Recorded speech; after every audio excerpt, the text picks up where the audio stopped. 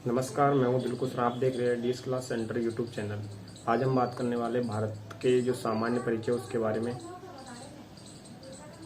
तो हम पहले तो बात कर लेते हैं भारत की जो आकृति है वो किस प्रकार की है। तो भारत की एक आकृति है, चतुर्कोणीय आकृति है इसकी। इसका विस्तार के बारे में बात करें तो जो हमारे जो पहले तो बात करते हैं गोलार्ध। तो कौन से गोलार्ध में आता है ये? तो यह आता है, एक गोला है, गोला को बोलते हैं गोलार्ध, और गोलार्ध के दो पार्ट में बांट देते हैं। तो जो ऊपर वाला हिस्सा हो जाता है उसको तो बोलते हैं उत्तरी गोलार्ध, और जो नीचे वाला हिस्सा है उसको बोलते हैं दक्षिणी गोलार्ध। तो हमारा जो भारत है उत्तरी गोलार्ध में है। इसकी स्थिति क्या है? तो स्थिति इसकी जो पूरब में है, इसका लास्ट बिंदु यानी लास्ट जो राज्य पूरब की तरफ, तो वो है अरुणाचल प्रदेश। पश्चिम की तरफ बात करें तो पश्चिम में है गुजरात, और अरुणाचल प्रदेश का जो स्थान की बात करें तो वो है किबिथु। अरुणाचल प्रदेश की जो देशांतर रेखा है वो है 97 डिग्री 25 मिनट, और जो गुजरात में देशांतर रेखा निकल रही है वो निकल रही है 68 डिग्री 7 मिनट। स्थान है गैरमोता, और वो राज्य पड़ता है गुजरात में। ऐसे ही बात करें अक्षांश रेखा की, तो अक्षांश रेखा में जो हमारे जो सबसे ऊपरी राज्य यानी जो सबसे उत्तरी राज्य है वो है राज्य, अब तो केंद्र शासित प्रदेश बन चुका है। तो इस स्थान का नाम तो इंद्रकोल है, और स्थान लद्दाख में। वहां से जो रेखा गुजर रही है वो है 37 डिग्री 6 मिनट। दक्षिण में जो हमारे जो रेखा गुजर रही है अक्षांश रेखा, वो निकल रही है 8 डिग्री 4 मिनट। तो इसका विस्तार भी हो गया, यानी कि पूरब से पश्चिम की बात करें तो 68 डिग्री 60 मिनट से 97 डिग्री 25 मिनट, और पूरब से पश्चिम का तो ये हो गया, और उत्तर से दक्षिण का विस्तार की बात करें तो 37 डिग्री 6 मिनट से 8 डिग्री 4 मिनट तक। लंबाई और चौड़ाई की बात करें भारत की, तो जो पूरब से पश्चिम की लंबाई है वो है 2933 किलोमीटर, और उत्तर से दक्षिण तक की बात करें तो 3124 किलोमीटर।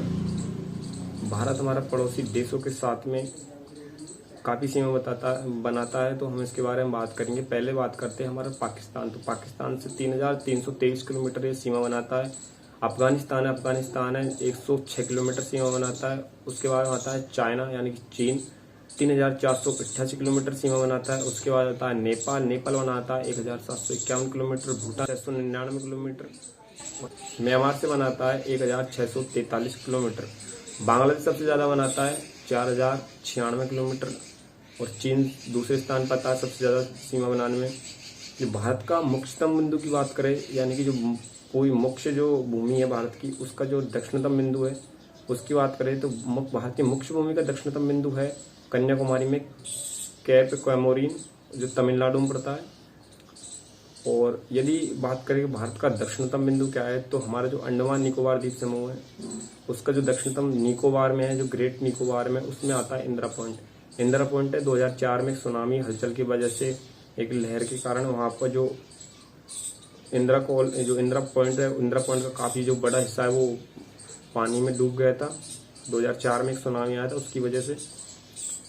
तो स्थलीय सीमा भारत की कुल स्थलीय सीमा है 15,200 किलोमीटर, और तटीय सीमा की भारत की जो मुख्य भूमि की बात करें तो वो है 61,000 किलोमीटर। तटरेखा यानी कि जो समुद्र की बात करें, जो समुद्र की तटरेखा है वो है 7,516 किलोमीटर, 600 किलोमीटर।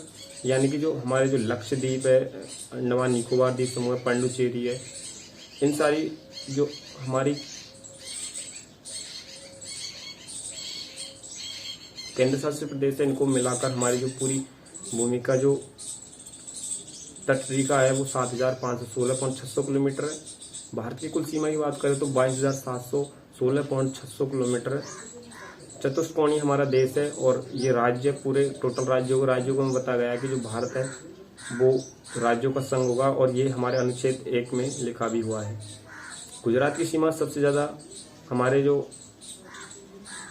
तटीय सीमा है उसमें सबसे ज़्यादा तटीय सीमाएं सबसे ज़्यादा लगती है।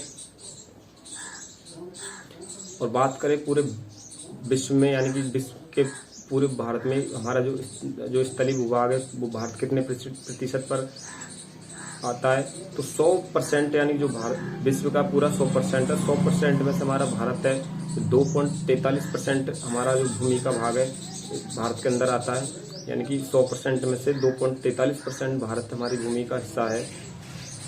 और इसके क्षेत्रफल की बात करें तो 32,87,263 वर्ग किलोमीटर इसका क्षेत्रफल है।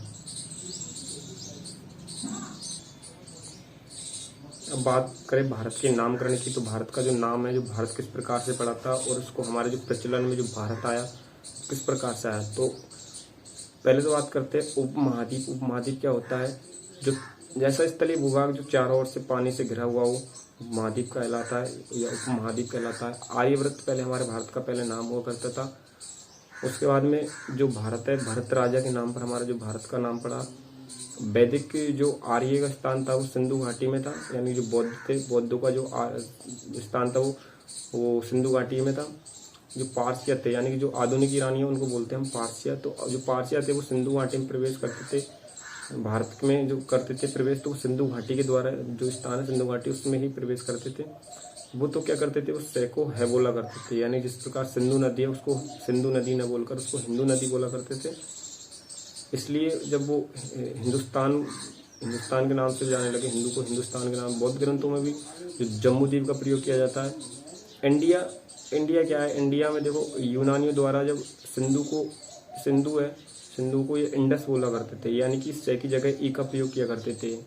देश को इंडिया बोला करते थे। ये जो इंडिया है यूनानियों के द्वारा, जेम्स अलेक्जेंडर ने भी कहा है कि जो हिंदू में जो है को हटाकर ये इंदू बोला करते थे। क्षेत्रफल की दृष्टि से बात करें, जो भारत है वो कितना बड़ा है, तो क्षेत्रफल की दृष्टि से 7वें स्थान पर आता है। पहले नंबर पर आता है रूस, दूसरे नंबर पर आता है कनाडा, तीसरे नंबर पर आता है संयुक्त राज्य अमेरिका, चौथे नंबर पर आता है चीन, 5वें नंबर पर आता है ब्राजील, और ब्राजील के बाद में आता है ऑस्ट्रेलिया, और 7वें नंबर पर आता है हमारा भारत। यानी जो क्षेत्रफल की दृष्टि से बात करें तो ये 7वें नंबर पे है। जनसंख्या की दृष्टि से बात करें तो जनसंख्या इसमें सर्वाधिक तो नहीं है, दूसरे स्थान पर है। हो सकता है तो पहले स्थान पे हो जाएगा। पहले नंबर पे हमारे चीन और दूसरे नंबर पे भारत। पूरे विश्व में 100% में से इसमें 17.5% यानी 17% हमारे भारत का योगदान है, यानी जनसंख्या हमारे 100 में से 17.5% है। देश का मानक समय की बात करें तो देश का स्टैंडर्ड जो टाइम है वो हमारा 82 डिग्री 82.5 डिग्री है। हमारा जो मानक समय है जो 82.5 डिग्री निकली है वो कितने राज्यों से निकली हुई है, तो वो हमारे 5 राज्यों से निकली हुई है। ऊपर की बात करें तो सबसे पहले उत्तर प्रदेश के बाद में है मध्य प्रदेश के बाद में छत्तीसगढ़, उड़ीसा और आंध्र प्रदेश। हमारी 5 राज्यों से होकर हमारी 82.5 डिग्री रेखा है वो निकली हुई है भारत के अंदर से। कर्क रेखा की बात करें तो कर्क रेखा हमारे जो भारत है उसके मध्य में होकर निकली हुई है, और वो 8 राज्यों से होकर निकलती है। पहला है गुजरात, राजस्थान, मध्य प्रदेश, छत्तीसगढ़, झारखंड, पश्चिम बंगाल, त्रिपुरा और मिजोरम। ये 8 राज्यों से होकर गुजरती है। और हमारे जो पड़ोसी देश है, पड़ोसी देशों में से जो किसके मध्य में से होकर ये रेखा गुजरती है, जो कर्क रेखा है, तो पड़ोसी देश है हमारा बांग्लादेश है, जिसमें से पश्चिम बंगाल अलग हुआ था। भारत और पाकिस्तान के विभाजन हुआ था तब, तो बांग्लादेश से होकर कर्क रेखा मध्य से होकर गुजर। हमने बात की थी तटीय रेखा जो 7,516.60 किलोमीटर लगती है, तो किस प्रकार से कितने राज्यों से लगती है, तो हमारे जो 9 राज्य उनसे हमारी तटीय सीमा लगती है। पहली बात करते हैं तो गुजरात की। गुजरात सबसे पहले आता है, गुजरात सबसे ज्यादा लगती है 1214.70 किलोमीटर हमारे गुजरात की जो तटीय सीमा लगती है। 652.60 महाराष्ट्र से लगती है, गोवा से लगती है, गोवा में लगती है 151 किलोमीटर, कर्नाटक में लगती है 280 किलोमीटर। उसके बाद में आ जाता है केरल में लगती है 569.70 किलोमीटर। फिर बाद में तमिलनाडु में लगती है 960.90 किलोमीटर। आंध्र प्रदेश में लगती है 973.70 किलोमीटर। ओडिशा में 857 किलोमीटर। पश्चिम बंगाल लगती है 157.50 किलोमीटर। तो हमारे जो 9 राज्य है उनसे हमारी जो सीमा लगती है वो 9 राज्यों से हमारी सीमा लगती है तटीय सीमा, और टोटल सीमा लगती है 7,516 किलोमीटर। केंद्र शासित प्रदेशों की बात करें तो केंद्र शासित प्रदेश हमारे जो 4 है उनसे सीमा लगती है। पहला है दमन एवं दीप, दूसरा है पांडुचेरी, लक्षद्वीप और अंडमान निकोबार द्वीप समूह।